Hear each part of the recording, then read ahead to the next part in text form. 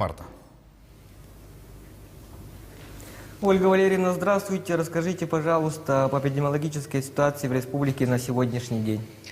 Добрый день, уважаемые жители Республики Саха-Якутия. Санитарно-эпидемиологическая ситуация в республике характеризуется 27 новыми случаями, выявленными по данным Управления Роспотребнадзора. В городе Якутске зарегистрировано 18 случаев, в Алданском районе 3 случая, в Мигино-Кангаласском и Тампонском по 2 случая, в Ленском и Валекминских районах по 1 случаю.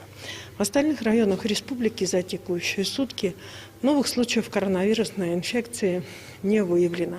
Однако необходимо обратить внимание, что достаточно большое количество непосредственно заболевшего населения сегодня у нас находится в больницах Татинского района, Вилюйского района и, соответственно, в больницах города Мирного. За сутки нами проведено 1754 исследования. При этом необходимо обратить внимание, что в целом с начала пандемии проведено 993 963 теста. Республика Саха-Якутия находится в стадии проведения вакцинирования населения. В целом на территорию республики было доставлено по квоте Министерства здравоохранения республики соответствующая вакцина на 55 597 человек. Из них на настоящий момент использована практически вся вакцина, лишь только в нескольких организациях медицинских осталась вакцина для первичного выявления.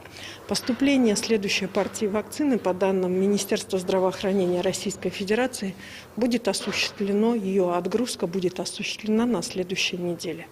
Обращаю ваше внимание, что мы дальше продолжаем запись на первичную вакцинацию и, соответственно, все те вопросы, очереди, которые есть по вакцинации у нас на настоящий момент, мы начнем их ликвидировать со следующей недели, исходя из того количества, которое к нам поступило. На территории республики уже неделю действуют новые правила по указу главы Республики Саха-Якутия, которые смягчают проведение ряда мероприятий, в том числе и крупных мероприятий на территории муниципальных образований. Обращаю ваше внимание, что разработан стандарт проведения этих мероприятий. Как организаторы проведения мероприятий, так и участники не должны забывать о необходимости соблюдения санитарно-эпидемиологических норм, которые являются обязательными на территории Республики Саха-Якутия.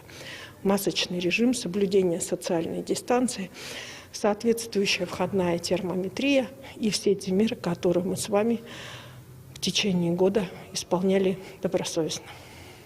Ольга Валерьевна, спасибо большое. Это был брифинг оперативного штаба по эпидобстановке в регионе. Продолжим наш эфир выпуском новостей.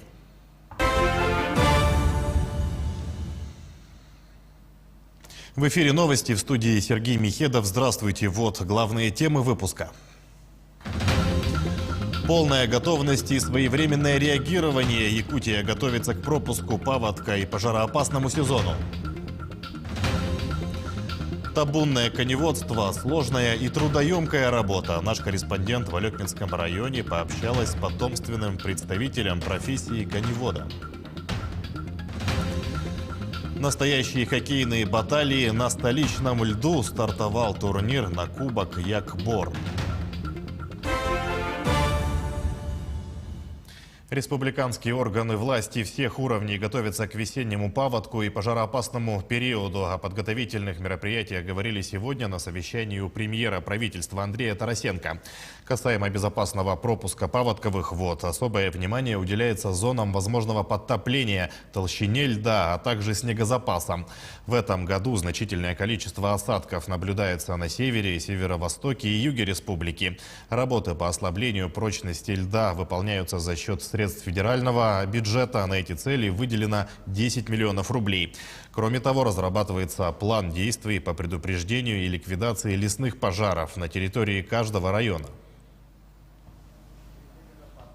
В рамках реализации национального проекта «Экология» в 2021 году дополнительно будет приобретено 203 единицы лесопожарной техники и оборудования на сумму 200 миллионов. На осуществление мер пожарной безопасности и тушения лесных пожаров предусмотрено бюджетных средств в объеме 673 миллиона рублей, в том числе за счет федерального бюджета 289 миллионов рублей За счет государственного бюджета республики 383 миллиона рублей. Все средства доведены до соответствующих учреждений в виде государственных заданий в полном объеме. В настоящее время структурные подразделения уточняют планы мероприятий по смягчению рисков. Обращаясь к руководителям ведомств и главам муниципальных образований, Андрей Тарасенко подчеркнул, что полная готовность и своевременное реагирование поможет предупредить возникновение чрезвычайных ситуаций. Готовятся к весне и в Усть-Кутском отделении УМТС в зимний период. Отправили для подразделения «Алроса» 5000 тонн груза. Без работы зимой не сидят и уже ждут навигацию. Функции не меняются в зависимости от сезона, но летом темп значительно ускоряется. О доставке грузов в материале наших коллег.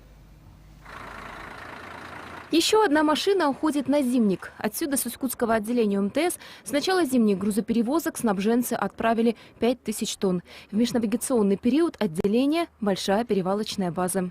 В зимний период мы перерабатываем также груз и отправляем его зимникам. То есть тот груз, который необходим компании именно в срочном порядке, мы отправляем зимникам. Подготовка к навигации начинается уже в весенний период. Всего лишь 15% всего груза доставляют на базу в Усть-Куте на машине. Большую часть завозят по железной дороге. Облегчает работу с вагонами и собственный локомотив ЕЖД-пути. На всем